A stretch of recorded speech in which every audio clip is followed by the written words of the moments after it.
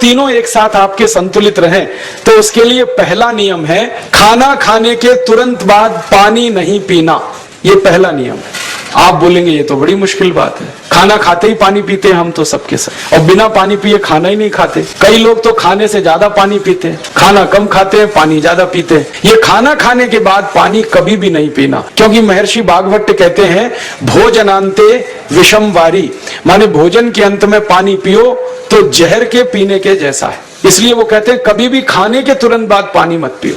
अब आप मुझे पूछोगे क्यों नहीं पिए, कारण बता दो। कारण मैं बताना चाहता हूं सरल भाषा में। हम जब खाना खाते हैं ना तो पेट में सारा खाना इकट्ठा होता है। पेट में एक स्थान होता है, उसको हम कहते हैं जठर। संस्कृत में, हिंदी में जठर कहते हैं, अंग्रेजी में उसको एपिगैस्ट्रियम कहते हैं, हिंदी में कुछ लोग उसको आमाशय भी कहते हैं। ये जठर छोटा सा स्थान है। आपके पेट में नाभि है ना, उसके लेफ्ट साइड में बाईं तरफ छोटा सा स्थान है। सारा खाना आपका इसी स्थान पर आता है। जो भी आप खाते हो, रोटी, चावल, दाल, सब्जी, दूध, दही, कुछ भी खाओ, सब कुछ जठर में आता है।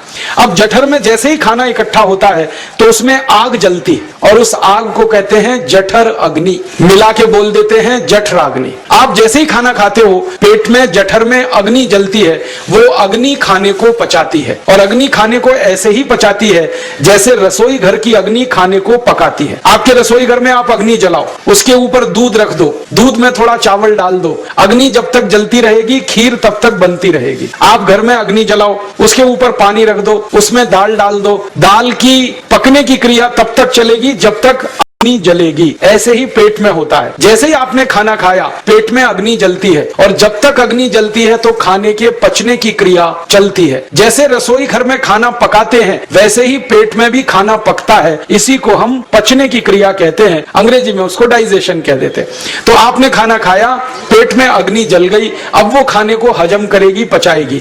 अब मुझे एक प्रश्न का उत्तर दो आप, कि जैसे ही आपने खाना खाया, पेट में अग्नि जल गई और वो खाने को पचा रही है, तुरंत आपने गट गट गट गट पानी पी लिया, और खूब ठंडा पानी पी लिया, बर्फ मिलाया हुआ पानी पी लिया, फ्रिज का पानी पी लिया। क्या होने वाला है? अग्नि जलेगी कि बुझेगी?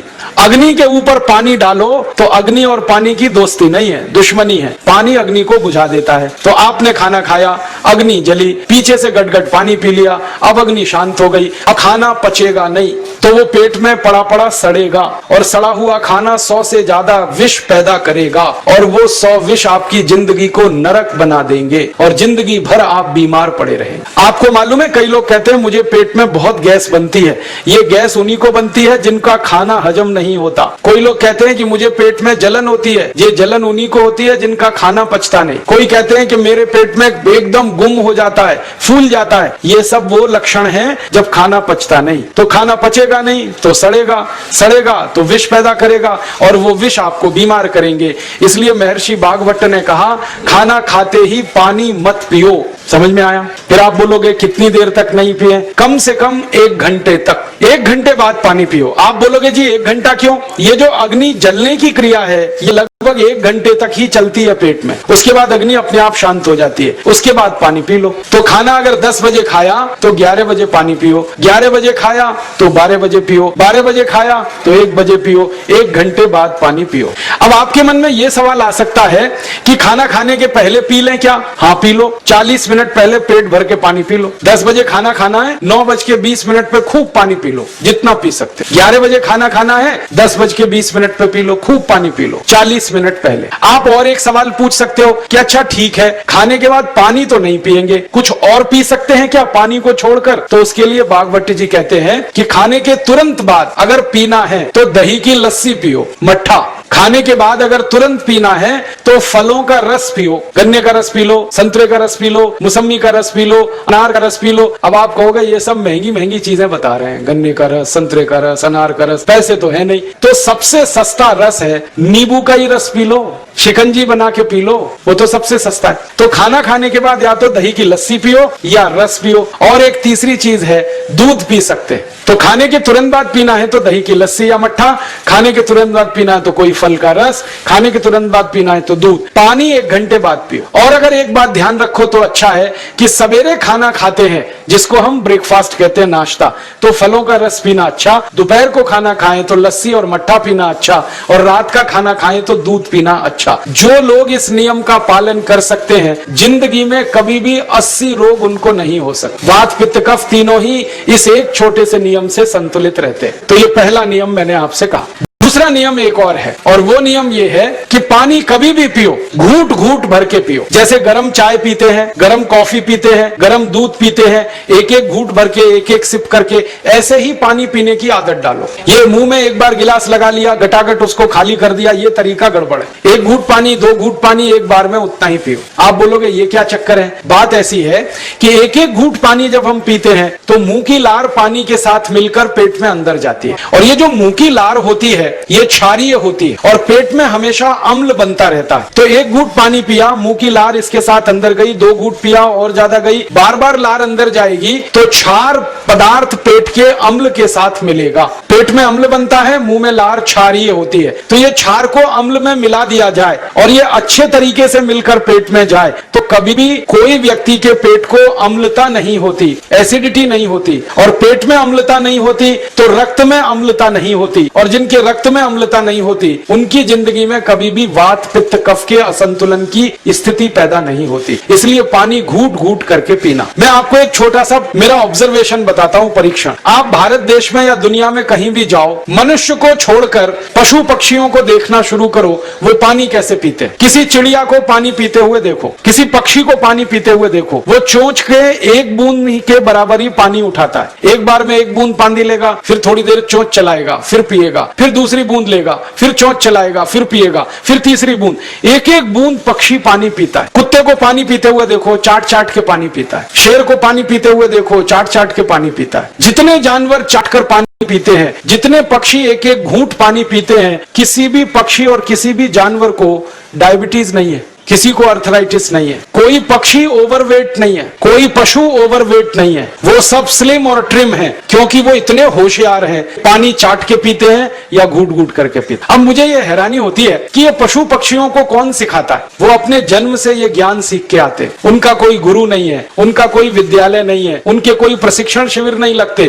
फिर भी उनको इतनी अकल है कि पानी घूट घूट पीना। और हम ये मनुष्य जिनके इतने गुरु, इतने विद्यालय, इतने कॉलेज, सीखने वाले, सिखाने वाले, और हम मूर्खों के मूर्ख घटाघट पानी पीते रहते। तो पानी पीने का तरीका बदल दो, घूट घूट भर के पानी पियो। ये दूसरा नियम है। तीसरा नियम है कि जिंदगी में कितनी भी प्यास लगे, ठंडा पानी कभी मत पियो। बर्फ डाला हुआ पानी, फ्रिज में रखा हुआ पानी, वाटर कूलर का पानी जिसका तापमान बहुत कम है, ये कभी मत पीना। क्यों? क्योंकि शरीर आपका गर्म है और पानी ठंडा है। अब होता क्या है वो मैं समझाता हूं सरल भाषा में। पेट तो गर्म है, अब इसमें ठंडा पानी डाल दिया आपने, तो अंदर झगड़ा होता है। और झगड़ा क्या होता है? या तो पानी पेट को ठंडा करेगा या पेट पानी को गर्म करेगा। अगर पानी ने पेट को ठंडा कर दिया तो पेट के ठंडा होते ही हृदय ठंडा होता है, हृदय के ठंडा होते ही मस्तिष्क ठंडा होता है, मस्तिष्क के ठंडा होते ही आदमी ठंडा होता है, और आदमी ठंडा होते ही राम नाम सत्य होती है। आपको मालूम है जब शरीर ठंडा पड़ जाता है तो घर में भी नहीं रखते, निकाल के बाहर सड़क पे रख देते। जो घर आपने बनाया अपनी मेहनत से,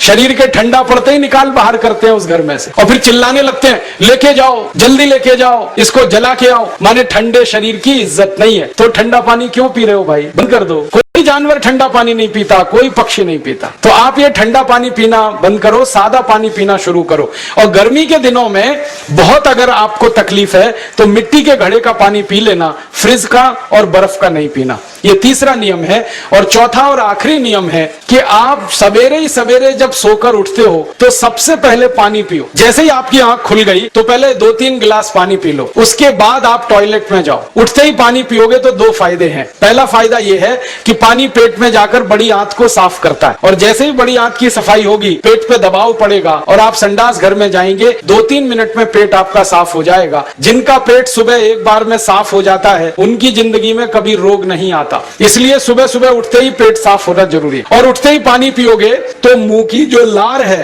वो पानी के साथ मिलकर अंदर जाएगी। सुबह पेट में एसिड की मात्रा ज्यादा होती है, इसलिए लार का पेट में जाना बहुत जरूरी है। इसलिए सुबह उठते ही पानी पीना बहुत जरूरी है। ये 4 नियम है आयुर्वेद के। पहला नियम खाना खाने के 1 घंटे बाद पानी पीना। दूसरा नियम, पानी को हमेशा घूट घूट भर के पीना। तीसरा नियम, कभी भी जिंदगी में ठंडा पानी नहीं पीना। और चौथा और आखिरी नियम, सवेरे उठते ही सबसे पहले पानी पीना। 4 नियमों का पालन जो भी अपने जीवन में कर सकता है वो वात पित्त कफ तीनों को संतुलित रख सकता है। और जिसका वात पित्त कफ संतुलित है उसके जीवन में बीमारी नहीं आती है। और जो बीमार नहीं पड़ते हैं वो स्वस्थ और तंदुरुस्त और सुखी रहते हैं। उनकी जिंदगी का खर्चा कम होता है और देश का भी बहुत सारा पैसा बचता है। आपको शायद मालूम है या नहीं, 1 साल में हम जब बीमार पड़ जाते हैं भारतवासी, तो साल का करीब 6 लाख करोड़ रुपया हमारा खर्च हो जाता है उन बीमारियों का इलाज करने। इसलिए इतना पैसा फालतू में हम खर्च करें हर साल 6 लाख करोड़, ये बहुत बड़ी रकम है। इससे बेहतर ये है कि हम बीमार ही नहीं पड़ें और स्वस्थ रहें, सुखी रहें। और ये 6 लाख करोड़ का जो खर्चा हम करते हैं बीमार पड़ने पर, अक्सर ये एलोपैथी की दवाएं खाने में खर्च होता है। और जो एलोपैथी की दवाएं हम खा रहे हैं, जैसे paracetamol, Baralgan, butazone, oxyphenbutazone, aspirin, Disprin, Novalgin, ये सब ऐसी खराब दवाएं हैं जो दुनिया के देशों में 20 साल पहले बंद हो चुकी हैं, भारत में धड़ल्ले से बिक रही हैं और हमको बीमारियों से ज्यादा गंभीर बीमारियों में फंसा रही। ज्यादातर दवाएं जो आप खाते हो वो किडनी खराब कर देती हैं, लीवर खराब कर देती हैं, आंतों में घाव कर देती हैं, विकलांगता आ जाती है, पैरालिसिस हो जाता है, ब्रेन हेमरेज हो जाता है, हार्ट अटैक आ जाता है। दुनिया में लगभग इस समय 84,000 दवाएं बिकती हैं और आपको सुनकर हैरानी होगी, उनमें से मात्र 117 दवाएं हैं जो काम की हैं, बाकी सब बेकार की दवाएं हैं। उन बेकार की दवाओं को खाकर हम 6 लाख करोड़ खर्च करते हैं। ये बहुत दुख और अफसोस की बात है। और ये 6 लाख करोड़ का खर्चा समाज के वो लोग करते हैं जिनको जिंदगी में हर समय अपना आर्थिक स्थिति को देख के चलना पड़ता है, जिनकी आमदनी बहुत नहीं है, जिनके घर में आमदनी के बहुत ज्यादा साधन नहीं है, उनको ये पैसा खर्च करना पड़ता है। तो कई बार क्या होता है, किसी का घर बिक जाता है, किसी का खेत बिक जाता है, किसी के घर के गहने गिरवी रख जाते हैं, किसी को कर्ज लेना पड़ जाता है, किसी को कर्ज लेकर दोबारा कर्ज लेना पड़ जाता है। अभी 5वां नियम है, जब भोजन करना हो तो भोजन को धीरे धीरे खाना, चबा चबा के खाना। मराठी में कहते हैं ना, हड़ू हड़ू घ्या, सावकाश घ्या, धीरे धीरे खाओ, थोड़ा थोड़ा चबा चबा के खाओ। अभी कितना चबाएं? तो आयुर्वेद में कहा गया जितने दांत उतनी बार भोजन चबाओ। तो आप कहेंगे 32 दांत, तो 32 बार चबाओ।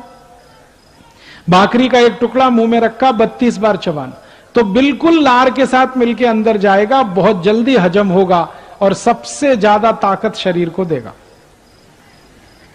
इसलिए खाना धीरे धीरे चबा के खाना, 5वां नियम। 6ठा नियम है, जब भी भोजन करना तो जमीन पे बैठ के करना, भूमि पे बैठ के करना, खड़े खड़े नहीं। आजकल कुछ पढ़े लिखे लोग खड़े खड़े खाना खाते हैं, बुफे सिस्टम। ये बुफे सिस्टम नहीं, बफेलो सिस्टम है। मछली खाती है खड़े खड़े, आदमी के लिए नहीं है ये। लेकिन ये पढ़े लिखे लोग हैं ही इडियट, करें क्या उसका। अमेरिका यूरोप की नकल करके खड़े खड़े खाना खाते हैं। खड़े खड़े खाना खाने में तकलीफ क्या है और जमीन पे बैठ के खाने में क्या फायदा है वो जानिए।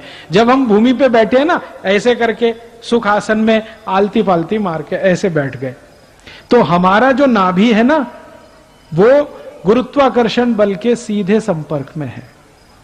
गुरुत्वाकर्षण बल नाभि पे जब केंद्रित होता है तो नाभि चार्ज होती है, फिर उसके बगल में जठर है वो भी चार्ज होता है, अग्नि बहुत तीव्र होती है। तो इस स्थिति में बैठ के जो खाना खाएं बहुत जल्दी हजम होता है। इसलिए जमीन पे बैठ के खाना खाना। फिर आप बोलेंगे डाइनिंग टेबल, डाइनिंग टेबल अच्छा नहीं है, कुर्सी पे बैठ के खाना कभी नहीं खाना। गड़बड़ क्या है, इसमें गुरुत्व केंद्र बदल जाता है और फिर वो खाना जल्दी हजम नहीं होगा। तो आप बोलेंगे डाइनिंग टेबल लाया तो अब क्या करना।